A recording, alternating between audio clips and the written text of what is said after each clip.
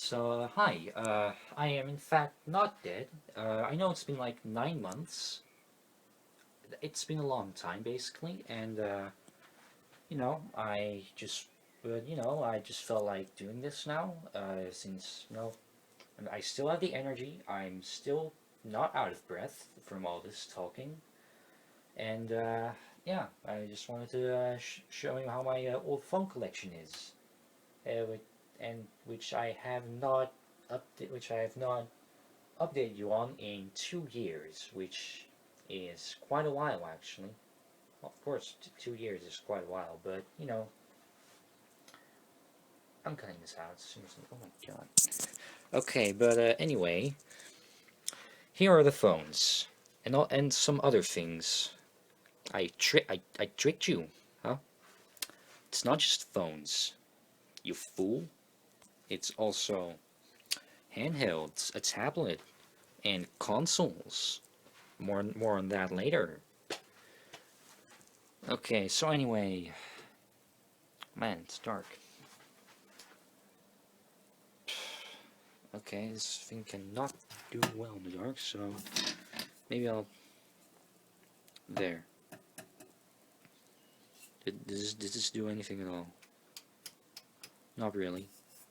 Oh well, I guess we'll just film like this. We're already filming on a potato anyway, so why not? Okay, so here are my candy bar phones.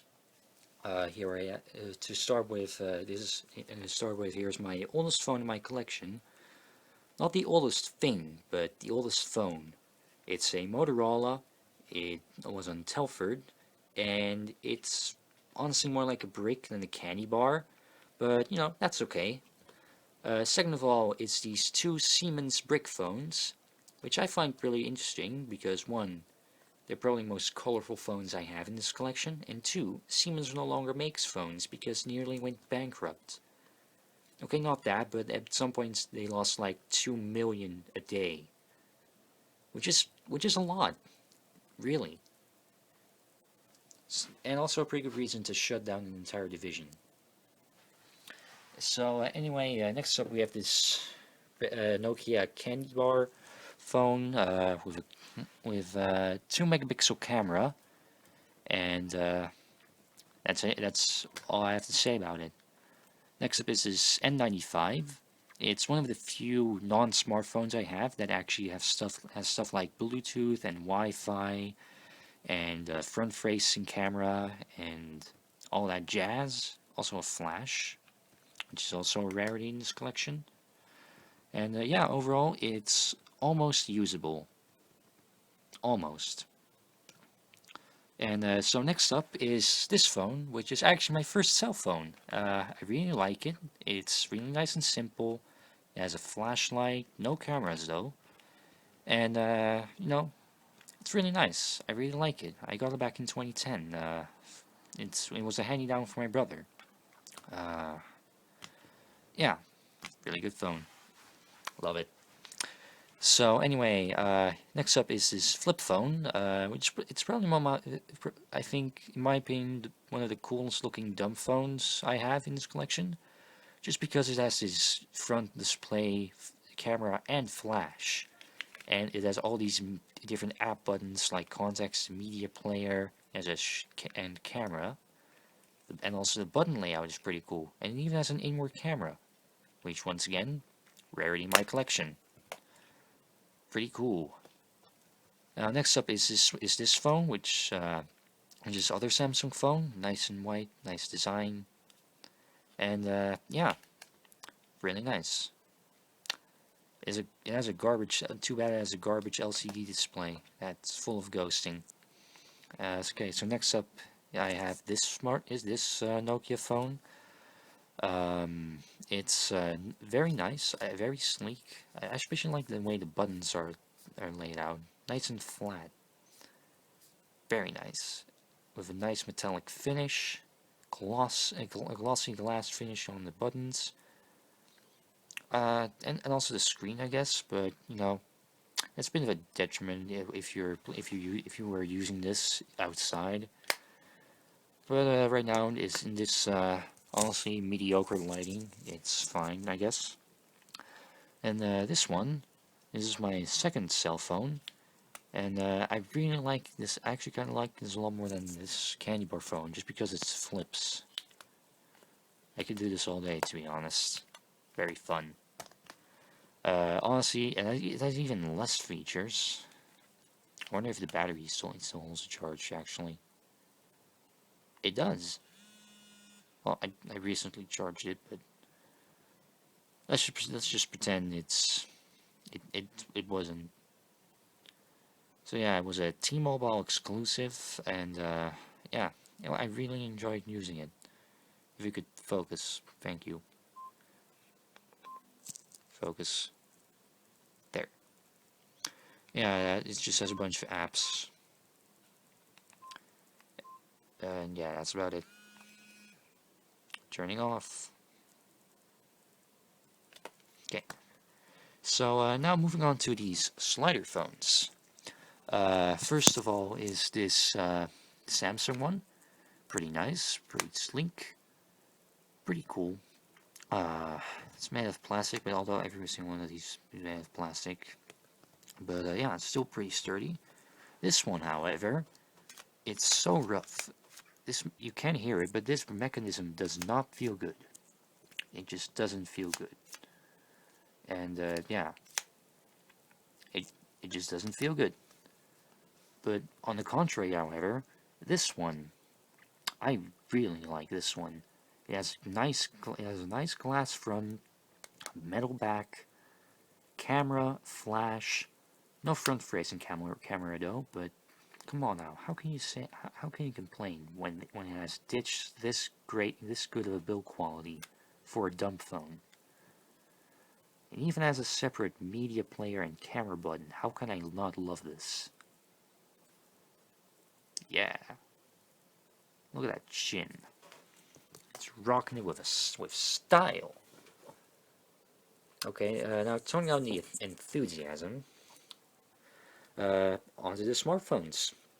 Here I have this HTC Smart. It's not actually smart though. It has no Wi-Fi. It has no app marketplace. It only I guess it has Bluetooth. But yeah, that's about the only thing that it has going for it. Then again, I don't think it even has Bluetooth. That's me. I can't really waver now because my hands are full. Now next up is this iPhone 3GS. My first smartphone was actually an iPhone 3GS. Not this one though. This one is 8 gigabytes. The one I had was 32, which now looking back at it was a lot for 2012. I got this phone back in 2012 and had iOS 6 with that skeuomorphic user interface. I really like that user interface. I mean, I still like the modern iOS, but I like this just as much. It had loads of apps, games, everything, pictures. But there was one problem. I did not use the cloud. So when it broke, it basically the back light slightly scratched. So my dad tried to get it fixed, and then the store broke it.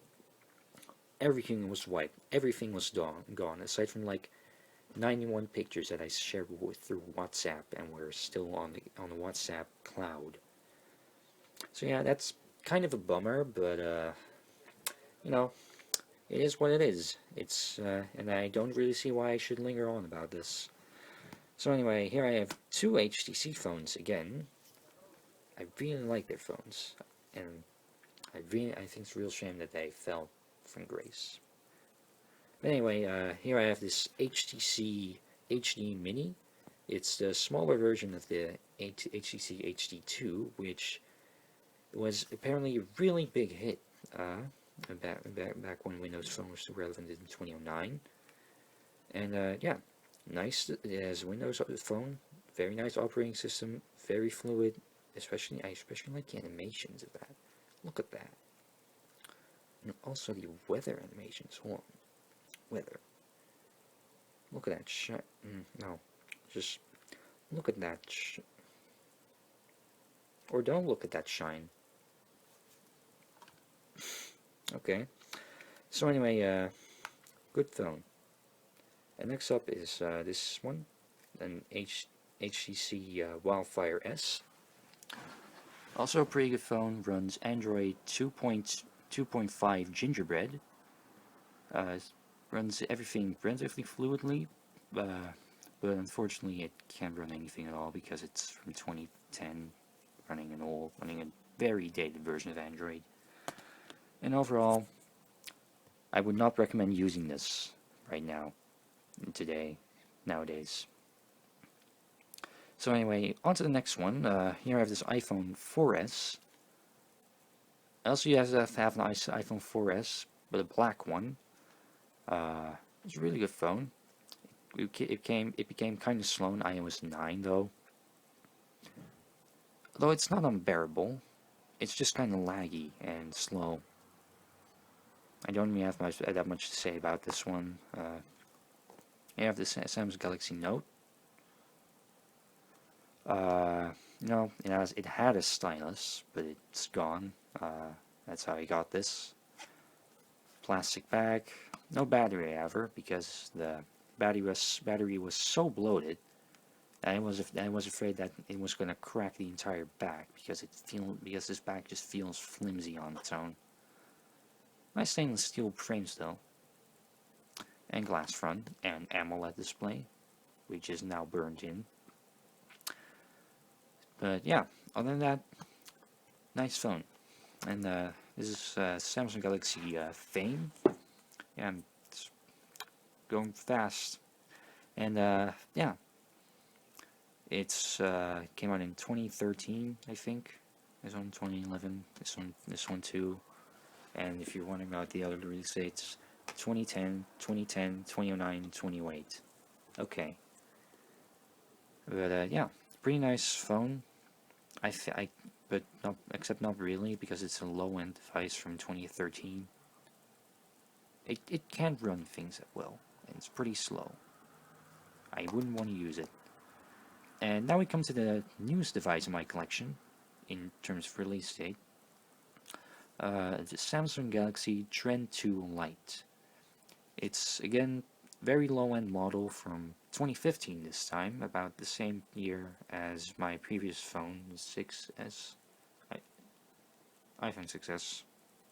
This is my previous phone. I recently switched to 8. Not that big of a difference. Kind of missed the headphone jack, but we're not talking. But that's an entirely different thing from this.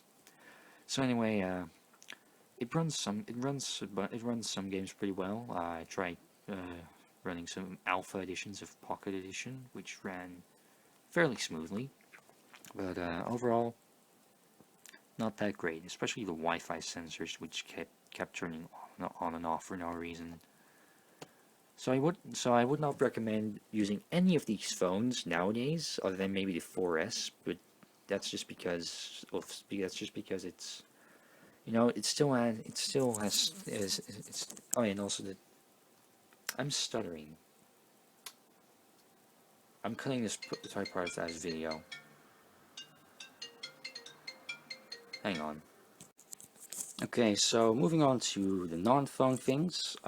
Here I have this PDA and portable digital camera. I don't really have much to say about this. Runs Windows Mobile. I use it like once because I was able to charge it like once with a car adapter.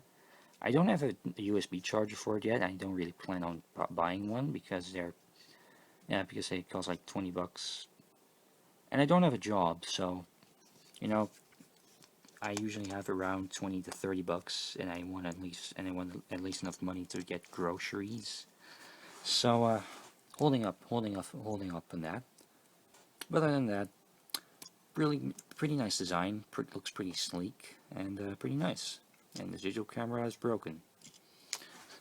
Next up is this netbook from 2010. It runs Windows 7 Starter and has an Intel Atom.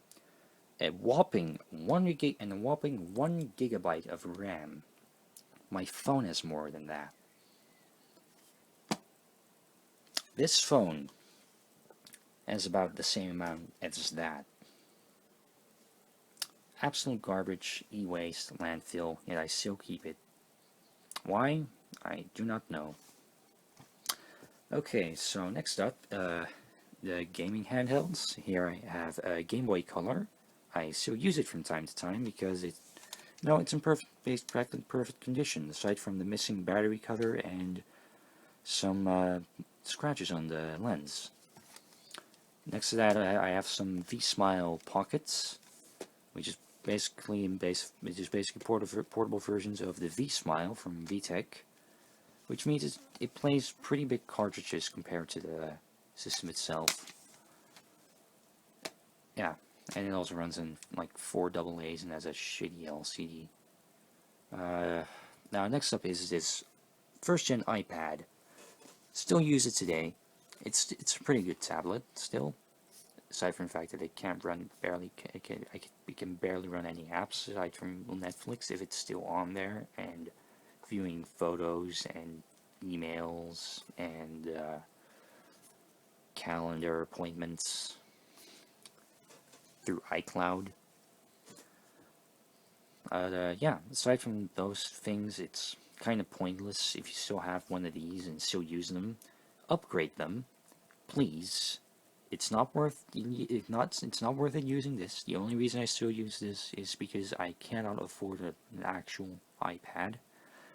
But yeah, that's about all I have to say about it.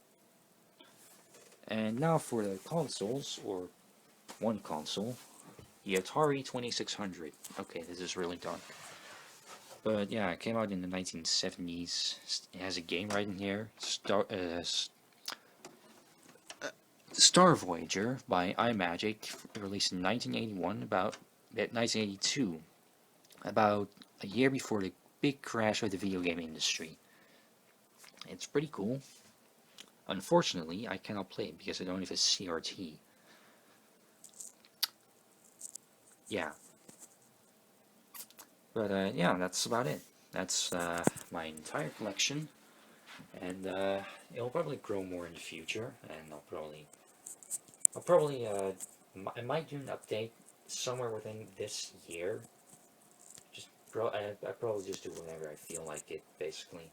So yeah, and yeah, but that's about it. If in case you're wondering why this quality is so bad, that's because I'm filming this on the 3GS, because my phone right over there is still charging, and that's about it.